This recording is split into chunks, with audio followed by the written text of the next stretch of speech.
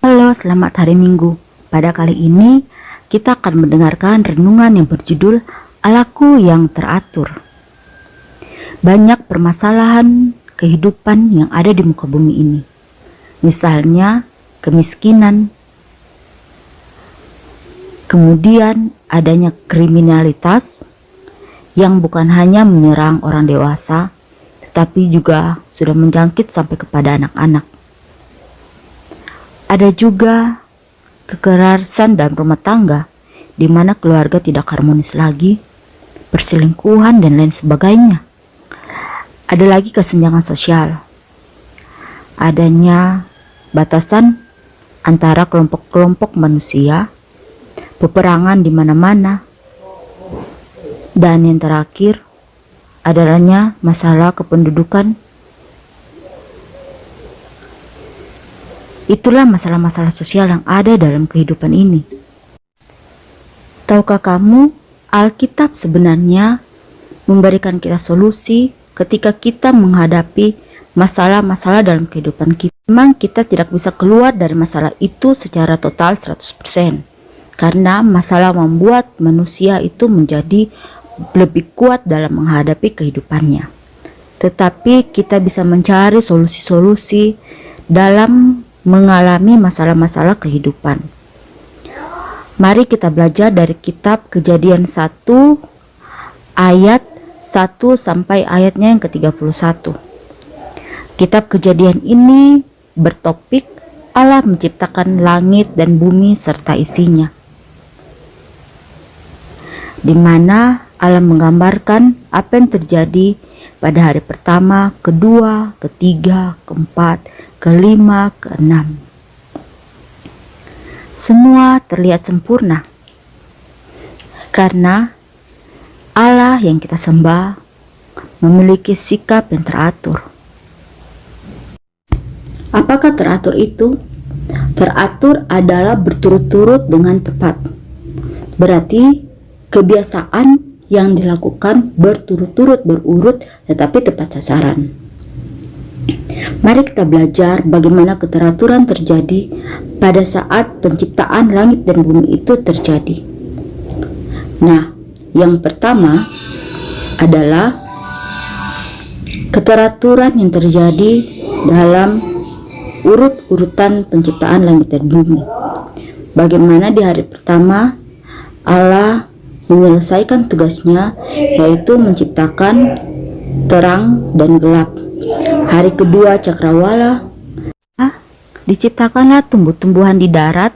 Hari keempat matahari, bintang dan bulan. Hari kelima binatang di laut dan binatang di udara. Dan hari yang keenam adalah hewan-hewan ternak yang ada di darat dan juga manusia. Terjadi suatu sistem yang tertata dengan rapi dan teratur.